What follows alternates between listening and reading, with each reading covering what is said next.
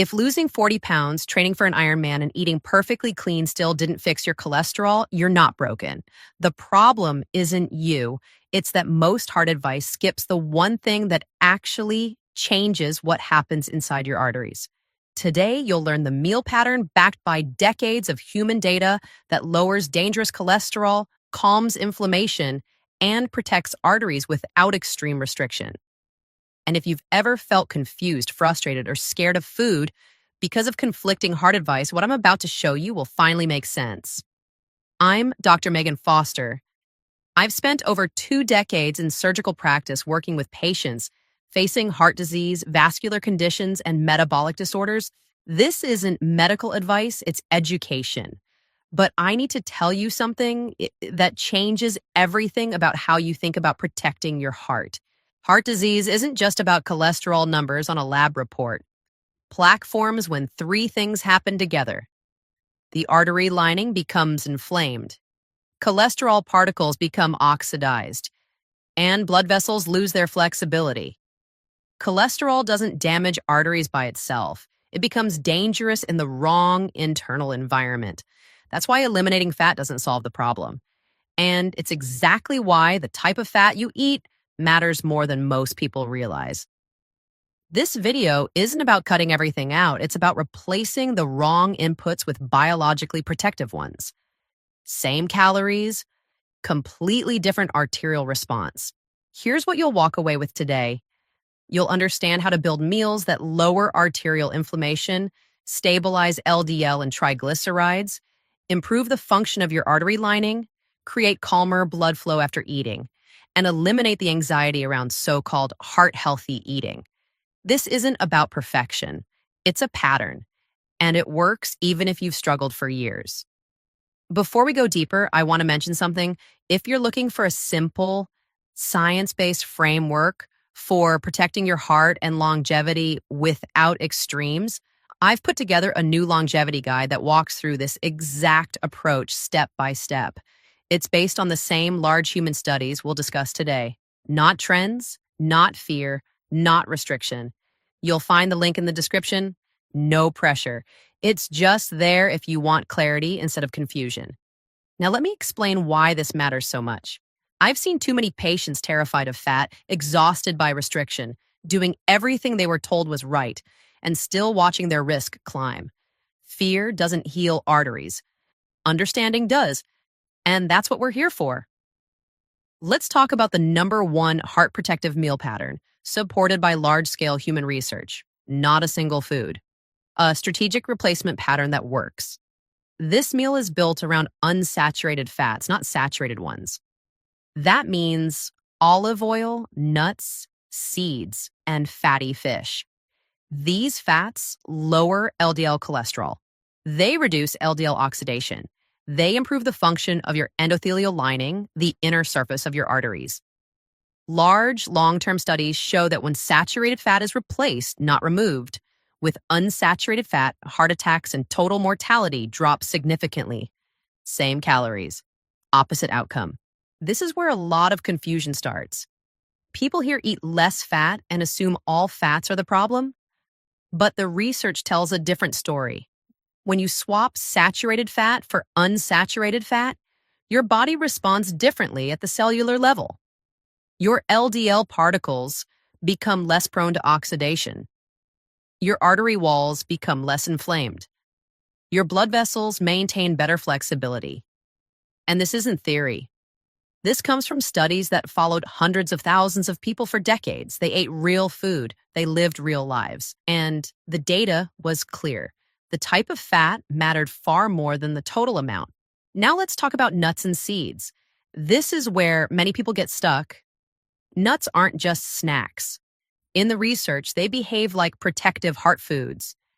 People who eat nuts several times per week consistently show lower heart attack rates, better lipid profiles, and no meaningful weight gain.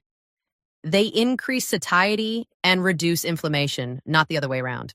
I know what you're thinking. Nuts are high in calories. Won't they cause weight gain? The evidence says no. When people add nuts to their diet without specifically trying to overeat, They naturally compensate by eating slightly less of other things. The result? No significant weight change, but a measurable improvement in cardiovascular risk markers. Nuts contain healthy fats, fiber, plant sterols, and antioxidants. They're calorie dense, yes, but they're also incredibly satiating. A small handful keeps you full far longer than the same calories from refined carbs. That changes everything about how your body handles energy throughout the day. Fiber-rich plants are the next piece. Fiber changes how cholesterol behaves in your body. It improves cholesterol transport. It reduces LDL oxidation. It supports gut-driven lipid regulation. Vegetables, legumes, and whole plants don't cancel out fats. They optimize their effect inside your arteries.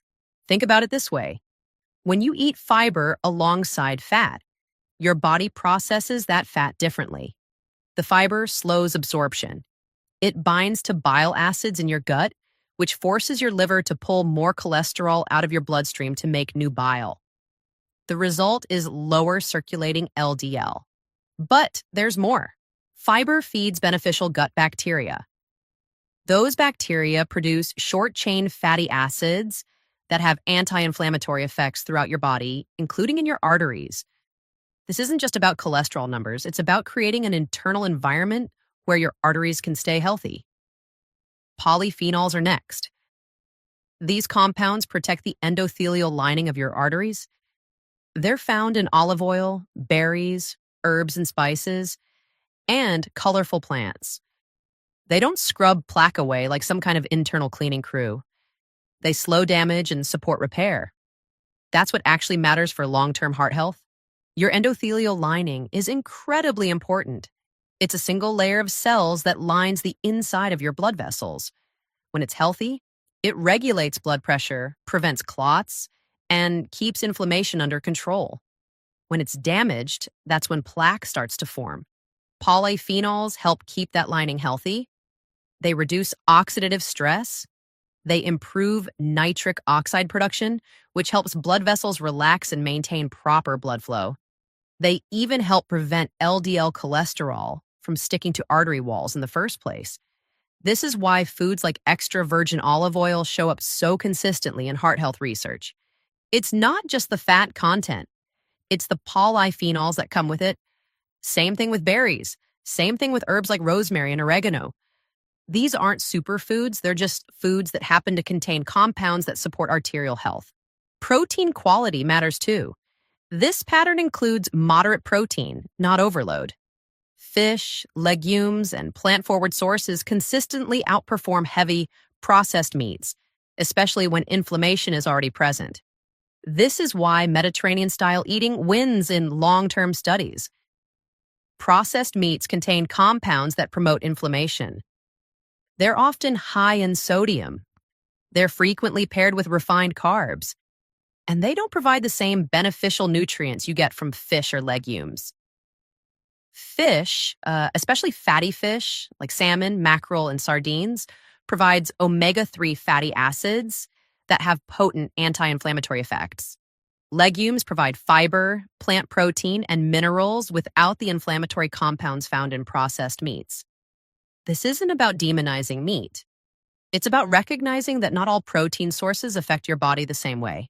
Now let's address refined carbs. This isn't an anti-carb approach, it's anti-refined carb. Replacing saturated fat with sugar or white flour does nothing for your arteries. Replacing it with unsaturated fat dramatically improves outcomes. Substitution matters. This point gets missed constantly.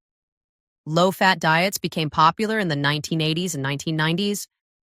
But when people cut fat, they replaced those calories with something.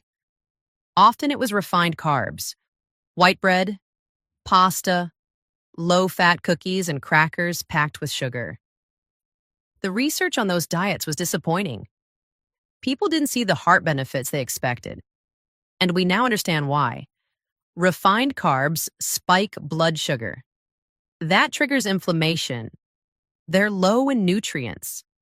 They don't satisfy hunger well, so people end up eating more. The lesson isn't that carbs are bad.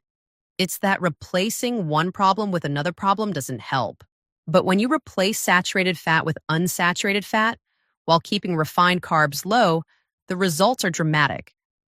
LDL drops, triglycerides improve, inflammation markers decrease. The arteries respond positively.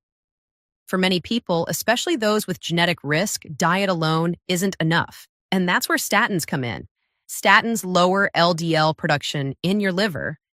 Unsaturated fats reduce inflammation and oxidation. Together, they often create a multiplicative benefit, not a compromise. This is physiology, not failure. I want to be clear about this because there's a lot of stigma around taking medication. Some people feel like needing a statin means they've failed at lifestyle changes. That's not true. Some people have genetic variants that cause their liver to produce more LDL than diet can fully control. For those people, a statin can be life-saving. And here's what the research shows. When people combine a statin with the dietary pattern I'm describing, they often see better outcomes than either approach alone. The statin lowers LDL, the diet reduces inflammation and oxidation. The result is healthier arteries. This isn't about choosing medication over lifestyle, it's about using every effective tool available. Your arteries don't care whether protection comes from food or medicine, they just respond to what works. Let me walk you through what this actually looks like on a plate. Not a strict meal plan. A flexible pattern you can adapt. Start with a base of vegetables. Not a side dish, a foundation. Half your plate or more. These provide fiber, polyphenols, and volume without a lot of calories. They make meals satisfying. Add a source of unsaturated fat. This could be olive oil drizzled over your vegetables. It could be a portion of fatty fish. It could be a handful of nuts or seeds. This is where satiety comes from. This is what makes the meal feel complete. Include moderate protein. Fish is excellent. Legumes like lentils or chickpeas work great. Even poultry is fine if it's not fried or heavily processed. You don't need huge portions, just enough to meet your body's needs. If you're including carbs, choose whole food sources. Quinoa, sweet potato, whole oats, beans. These come with fiber and nutrients that refined carbs lack. They create a steadier blood sugar response. They support gut health. That's it. That's the pattern. Vegetables, unsaturated fats, moderate protein, whole food carbs if you want them, no counting, no restriction, just strategic choices. Let me give you a specific example. Grilled salmon with roasted vegetables tossed in olive oil, a side of lentils, and a handful of walnuts over a simple salad. That meal checks every box. Unsaturated fats from the salmon, olive oil, and walnuts. Fiber from the vegetables and lentils, moderate protein, polyphenols from the olive oil and any herbs you use. Zero refined carbs. Another example, a large salad with mixed greens, cherry tomatoes, cucumber, chickpeas, avocado, pumpkin seeds, and a lemon olive oil dressing. Again, every element supports arterial health. The fiber, the unsaturated fats, the plant protein, the polyphenols. One more. Stir-fried vegetables with tofu or shrimp, cooked in a small amount of sesame oil, served over cauliflower rice or a small portion of brown rice topped with sesame seeds. Same pattern, different flavors. You can adapt this to any cuisine. Mediterranean, Asian, Latin American, Middle Eastern. The principles stay the same.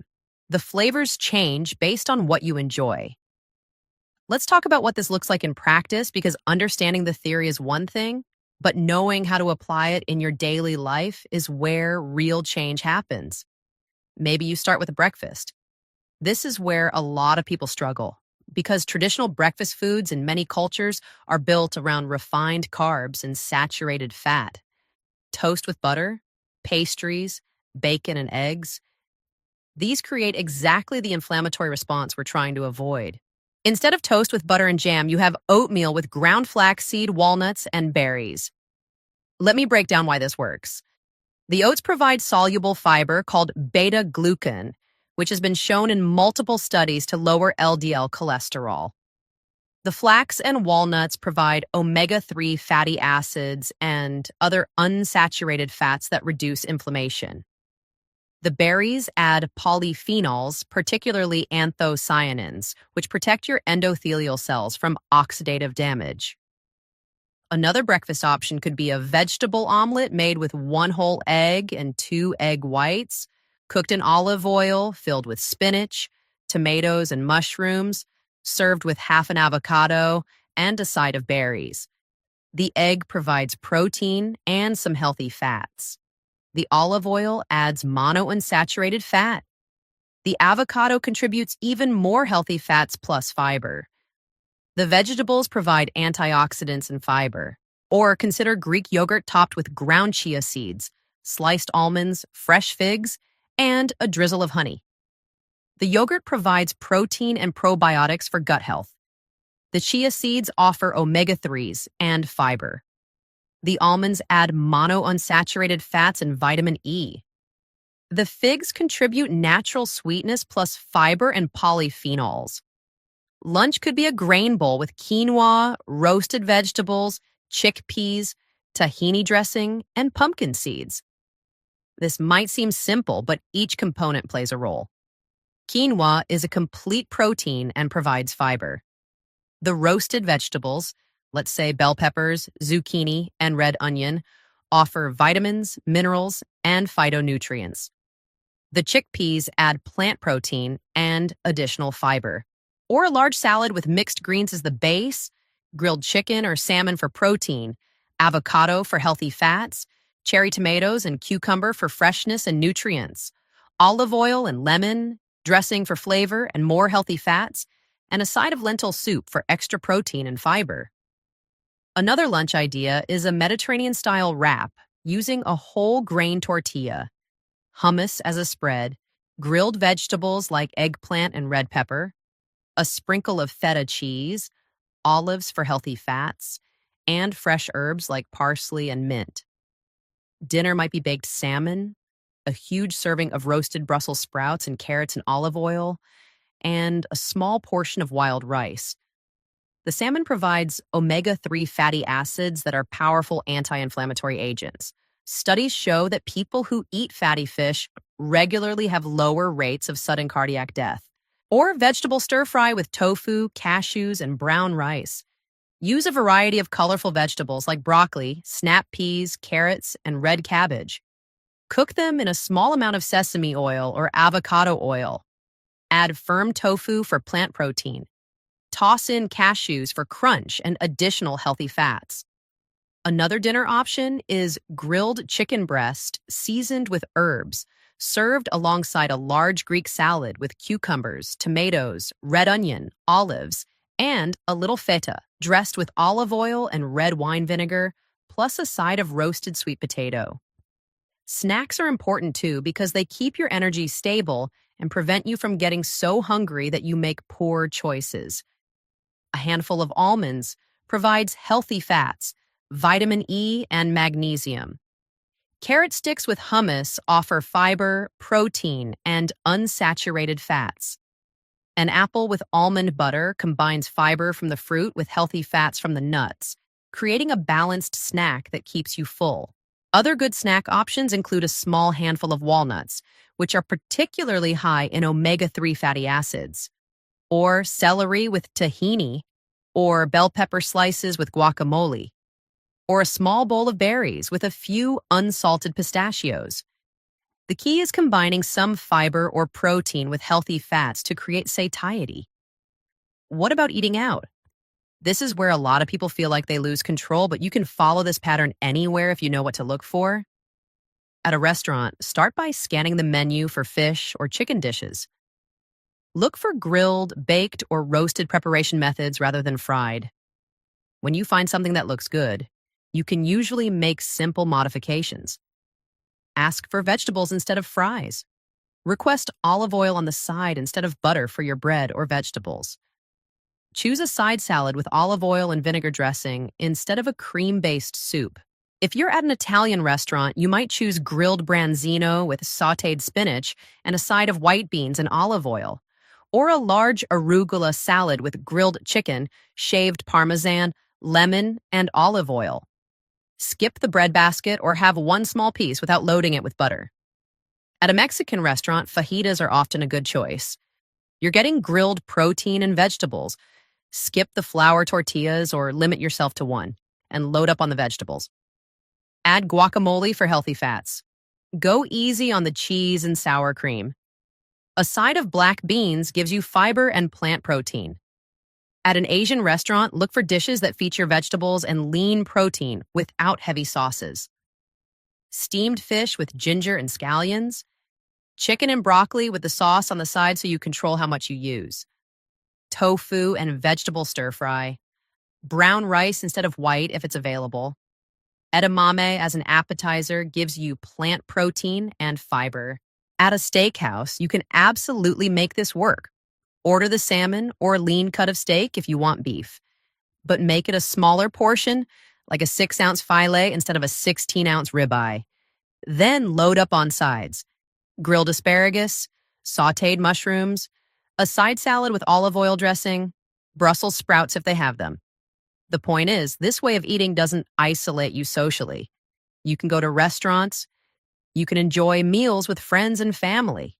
You just make strategic choices within the options available. And here's something important. This way of eating doesn't feel like deprivation because you're not hungry. Unsaturated fats are satiating. Fiber fills you up. Protein keeps you satisfied. You're eating plenty of food. It's just different food. I've had patients tell me they were skeptical at first. They thought they'd miss butter and cheese and red meat at every meal, but after a few weeks, they didn't. They found new favorite foods. They discovered flavors they'd overlooked. They felt better. And that made it easy to continue. The research backs this up. Adherence to Mediterranean-style dietary patterns is actually higher than adherence to low-fat diets or very restrictive approaches. People stick with it because it's enjoyable and sustainable. That's critical. The best diet is the one you can maintain for years. And here's what's crucial to understand. This isn't a 30-day challenge or a temporary fix. This is a way of eating that becomes part of your life. It doesn't require willpower once it becomes habitual. You're not white-knuckling your way through meals, resisting foods you love. You're genuinely enjoying food that happens to protect your arteries. I've watched this transformation in countless patients. The first week or two, there's adjustment. They're learning new recipes. They're finding new favorite foods. They're figuring out what works for their schedule and preferences. But by week 3 or 4, it starts feeling normal. By month 3, they're not thinking about it as much. They've found their rhythm. They know what to order at their favorite restaurants. They've discovered new foods they actually prefer to their old standbys. One patient told me she couldn't believe she used to eat bagels with cream cheese for breakfast every day. Not because she was judging herself, but because the oatmeal with nuts and berries she'd been eating left her feeling so much better throughout the morning. Another patient, a man in his 60s who'd been eating steak and potatoes several nights a week, discovered he actually loved Mediterranean food once he started exploring it. He felt lighter, had more energy, and his numbers improved dramatically. These aren't exceptional cases. This is the typical experience when people approach this as exploration rather than deprivation. You're not losing anything. You're gaining a way of eating that supports your health while still being satisfying and enjoyable. Now let's talk about practical tips for making this transition easier. Don't try to overhaul everything at once. That's overwhelming and unnecessary. Start with one meal. Maybe it's breakfast. Swap your usual breakfast for something that fits the pattern. Do that for a week or two until it feels automatic. Then move to another meal. Or start with oil. If you're currently cooking with butter or using butter on bread, switch to olive oil. That's one simple change that immediately moves you in the right direction. Once that feels normal, add another change. Keep it simple at first. You don't need complicated recipes. A piece of grilled fish, steamed vegetables with olive oil, and a simple salad is a complete protective meal. It takes 20 minutes to prepare. As you get more comfortable, you can explore more elaborate recipes if you want, but you don't have to. Stock your kitchen strategically. Keep olive oil, nuts, canned fish, frozen vegetables, dried legumes, and whole grains on hand. When these are your staples, building a heart-healthy meal becomes easy even when you're busy or tired. Batch cooking helps too. Make a big pot of lentil soup on Sunday. Roast a sheet pan of vegetables. Cook a portion of quinoa or brown rice. Now you have components you can mix and match throughout the week. Throw together a grain bowl with the quinoa, roasted vegetables, some chickpeas, and a tahini dressing. Easy, healthy, delicious. Learn a few go-to meals that you can make without thinking. Everyone needs those. A salmon and vegetable sheet pan dinner, a big salad with whatever protein and toppings you have, a vegetable stir fry. Once you have 5 or 6 meals you can make easily, you're set. You can rotate through them and never feel like you're eating the same thing constantly. When you're grocery shopping, focus on the perimeter of the store. That's where the whole foods usually are. Produce, fish, nuts. Avoid the middle aisles full of processed foods as much as possible. Not that you can never have anything from those aisles, but they shouldn't be the foundation of your shopping cart. Read labels when you do buy packaged foods. Look at the ingredients, not just the nutrition facts. If the first ingredient is sugar or refined flour, it's probably not supporting your goals. If it's full of ingredients you don't recognize, same thing. Choose foods with short ingredient lists made of things you could buy separately. Don't be afraid of frozen vegetables. They're just as nutritious as fresh, often more so because they're frozen at peak ripeness. They're convenient. They don't go bad. They make it easy to always have vegetables on hand. Same with frozen fish. It's a great option and often less expensive than fresh. Involve your family if you live with others. This way of eating is healthy for everyone, not just people worried about heart disease. Kids benefit from eating more vegetables and unsaturated fats. Partners benefit. Everyone benefits. Make it a family approach rather than something you're doing alone while everyone else eats differently. That makes it so much easier to sustain. Now let's talk about timing and what happens inside your body when you eat this way, because understanding the mechanisms makes it easier to stay motivated. Within hours of eating a meal rich in unsaturated fats and fiber, your blood shows measurable changes. Let's say you eat that salmon with vegetables and olive oil for lunch. In the first hour after eating, your body begins breaking down the food. The fiber slows the absorption of nutrients, which prevents rapid spikes in blood sugar. The omega-3 fats from the salmon start being incorporated into cell membranes throughout your body, including in your artery walls. Triglycerides, which are fats in your blood, rise after any meal. But after a meal high in saturated fat and refined carbs, they spike dramatically. After a meal like the one I just described, they rise much more gently. This matters because high triglyceride levels after meals are associated with increased cardiovascular risk. Every time you eat, you're creating either a favorable or unfavorable internal environment. Inflammatory markers behave similarly. After a meal high in saturated fat, markers like C-reactive protein and interleukin-6 tend to increase. After a meal rich in unsaturated fats and antioxidants, they stay lower. This is called postprandial inflammation, and it's increasingly recognized as an important factor in heart disease development. Your blood vessels themselves respond differently. After a meal high in saturated fat, endothelial function, which is the ability of your blood vessels to dilate properly, becomes impaired for several hours. This has been demonstrated in multiple studies. Researchers can actually measure the stiffness of arteries after different meals.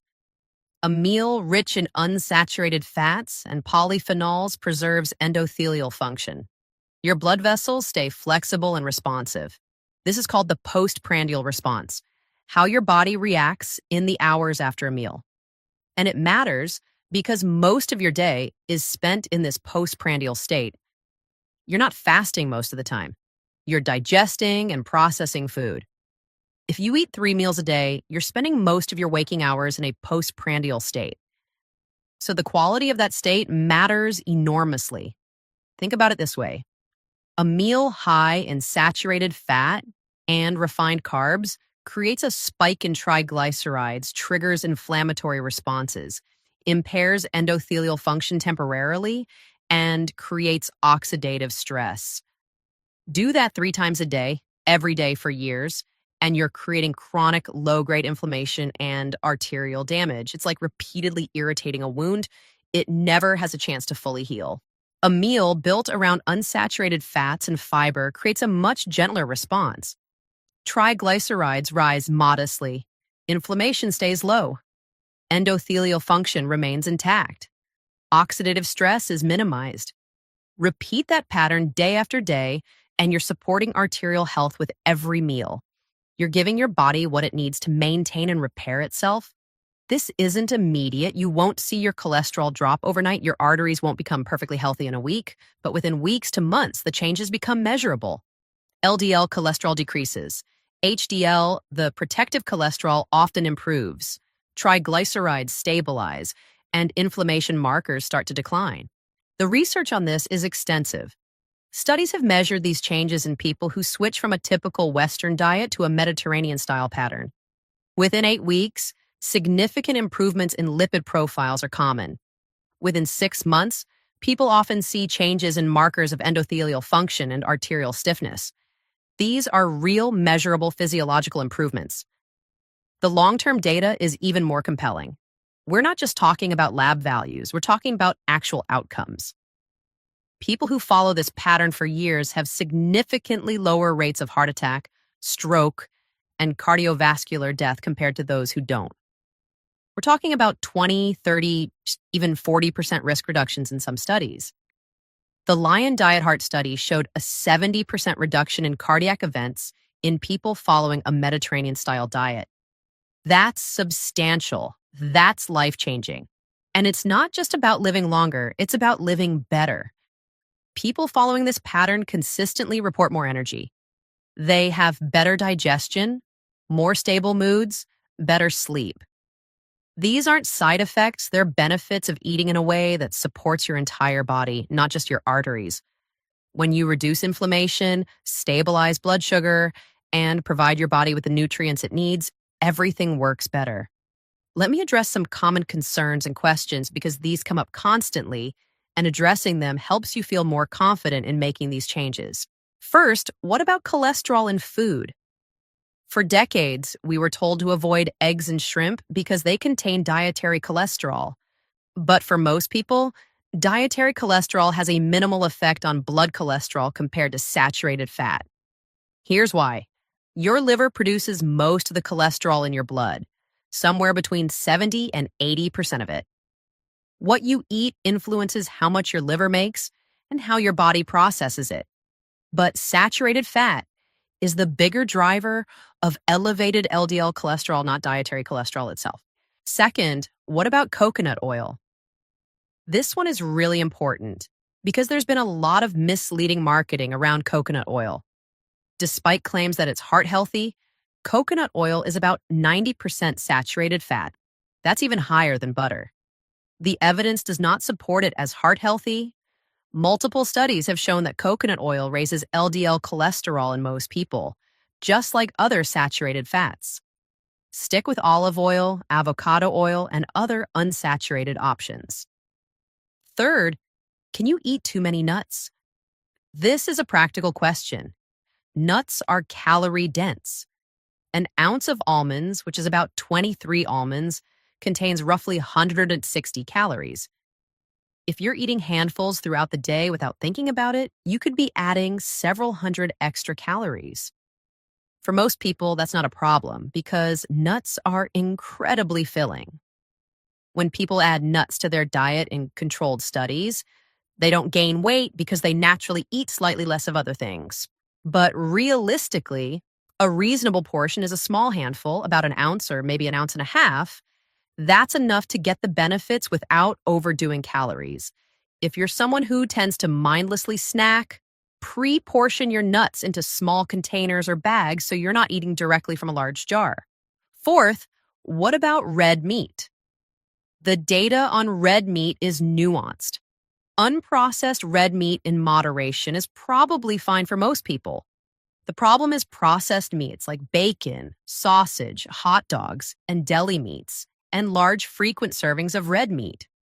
Processed meats contain nitrates, nitrites, and often a lot of sodium. They've been consistently associated with increased cardiovascular and cancer risk. If you enjoy red meat, having it once or twice a week in moderate portions, alongside plenty of vegetables, is unlikely to be harmful. Choose leaner cuts. Don't char it. Pair it with fiber-rich foods. Just don't make it the foundation of every meal. And minimize or avoid processed meats altogether. Fifth, and this is crucial, do you need to be perfect? Absolutely not. This is a pattern, not a rigid set of rules. If you follow this approach most of the time, let's say 80 or 90% of your meals, you'll see benefits. An occasional meal that doesn't fit the pattern isn't going to undo your progress. Consistency over time matters far more than perfection in any single meal. I've seen people stress about this to the point where it becomes counterproductive. They'll eat perfectly all week and then feel like they've failed if they have pizza on Saturday night. That's not how this works. Your body doesn't operate on a daily ledger where one imperfect meal cancels out 6 good ones. It responds to patterns over weeks and months. Another question I get frequently is about supplements. Do you need fish oil capsules? Do you need plant sterol supplements? For most people, food comes first. Supplements can be helpful in specific situations, but they're not a substitute for the dietary pattern itself. Let me break this down by specific supplements. Fish oil or omega-3 supplements. If you're eating fatty fish like salmon, mackerel, sardines, or herring 2 or 3 times a week, you're getting plenty of omega-3 fatty acids. You don't need a supplement. But if you don't eat fish, whether because you don't like it, you have ethical concerns, or you're worried about contaminants, then an omega-3 supplement might be worth considering. Look for one that provides EPA and DHA, the 2 main omega-3s found in fish. If you're vegetarian or vegan, algae-based omega-3 supplements are available, and they work just as well as fish oil. The dose matters.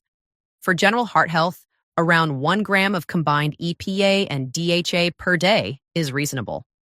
Some studies have used higher doses for people with existing heart disease, but that's something to discuss with your doctor.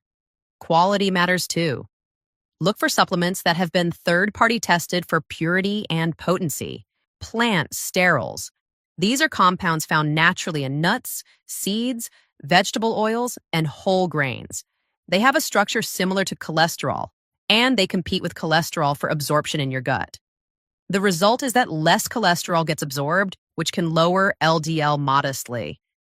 If you're eating nuts and seeds and using olive oil regularly, you're getting plant sterols from your diet. Supplements or fortified foods can provide additional plant sterols, and they can lower LDL by maybe 5 to 10%. That's helpful, but it's a modest effect. Fiber supplements. Soluble fiber, like psyllium, can help lower LDL cholesterol. But again, if you're eating vegetables, legumes, oats, and other whole plant foods, you're already getting plenty of fiber. A fiber supplement might be useful if you're constipated or if you're struggling to eat enough fiber-rich foods. But it's not better than the fiber from food, which comes packaged with vitamins, minerals, and phytonutrients. The bottom line on supplements is this: the whole food provides a package of nutrients that work together. An omega-3 supplement gives you EPA and DHA, which are beneficial. But fatty fish also gives you protein, vitamin D, selenium, and other compounds that contribute to health.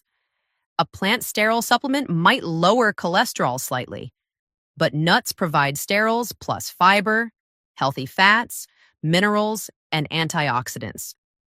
The whole food is almost always superior. That said, if you're vegetarian or vegan and not eating fish, an algae-based omega-3 supplement is reasonable. If you're unable to consume enough nuts or seeds due to allergies, you might benefit from targeted supplementation.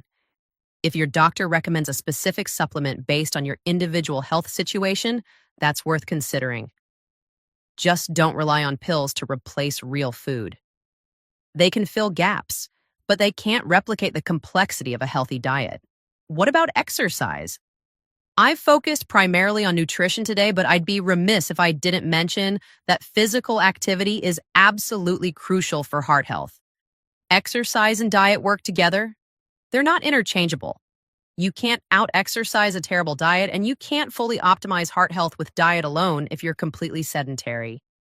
Exercise improves endothelial function. It lowers blood pressure.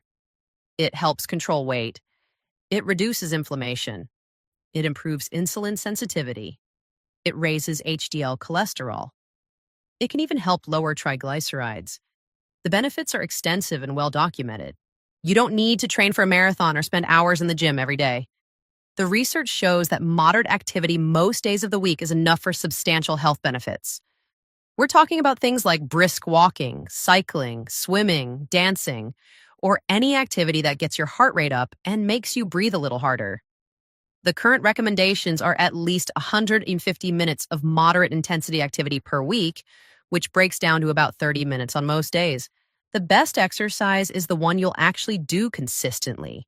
If you hate running, don't run. Find something you enjoy. Maybe it's hiking, maybe it's swimming, maybe it's playing tennis or dancing or gardening. The activity itself is less important than doing it regularly. Stress management is another critical piece. Chronic stress promotes inflammation. It raises cortisol, a hormone that affects metabolism and cardiovascular function. It can lead to behaviors like emotional eating, neglecting exercise, or not sleeping well. All of these affect heart health. Finding ways to manage stress is essential.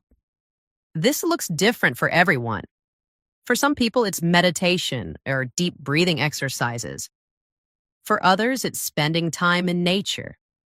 For some, it's social connection with friends and family. For others, it's creative hobbies like painting or music. Sleep is often overlooked, but it's profoundly important. Poor sleep is associated with increased cardiovascular risk. It affects blood pressure. It affects inflammation. It affects metabolism and hormone regulation. It affects decision-making, which can lead to poor food choices and skipped exercise. Most adults need 7 to 9 hours of quality sleep per night. If you're consistently getting less than that, it's worth making sleep a priority. This might mean adjusting your schedule. It might mean improving your sleep environment, making sure your bedroom is dark and cool and quiet. It might mean limiting screen time before bed. It might mean addressing sleep disorders like sleep apnea, which is itself a cardiovascular risk factor. The quality of sleep matters too, not just the quantity. If you're waking up multiple times during the night, or if you're sleeping 8 hours but still feeling exhausted, that's worth investigating. Sometimes simple changes like adjusting meal timing or limiting caffeine help. Sometimes there's an underlying issue that needs medical attention. Social connection is another factor that doesn't get talked about enough in the context of heart health. People with strong social ties tend to have better cardiovascular outcomes than those who are isolated. The mechanisms aren't entirely clear, but it probably has to do with stress buffering, behavioral support, and the general health benefits of meaningful relationships. This doesn't mean you need a huge social circle. Quality matters more than quantity. Having a few close relationships where you feel supported and connected is what's important.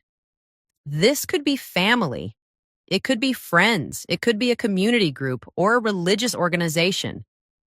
The specifics matter less than the sense of belonging and support. So heart health isn't just about food. It's about a lifestyle that supports your cardiovascular system in multiple ways.